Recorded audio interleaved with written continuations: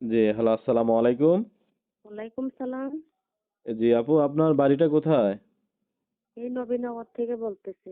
নবীনগর? জি, জি, আচ্ছা এটা কোম্পানিগঞ্জ নবীনগর পড়ছে তাই না? জি, জি। আচ্ছা তা আপনার নামটা কি আপু? সায়মা বলছি আমি, সায়মা। আপনার নামটা সাইমা? জি। আপনার পরিবারে আছে কে কে? পরিবারে কেউ নাই, নানির কাছে থাকে। ছোটবেলা থেকে বড় হয়েছে নানির কাছে। আচ্ছা আচ্ছা নানির কাছে থাকেন বর্তমানে? জি, জি, নানির কাছে থাকে। আচ্ছা আপনি কি পাশাপাশি কোনো কাজ করেন নাকি?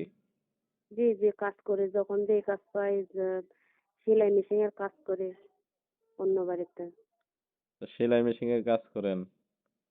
তা আপনি জি। প্রতিবেদনে কেন আসলেন? দর্শকরা তো আপনার মুখ থেকে কথাগুলো শুনবে। আপনি দর্শকদের উদ্দেশ্যেই বলেন যে প্রতিবেদনে কেন আসলেন? প্রতিবেদন আইছি মনের মতন একটা মানুষের জন্য।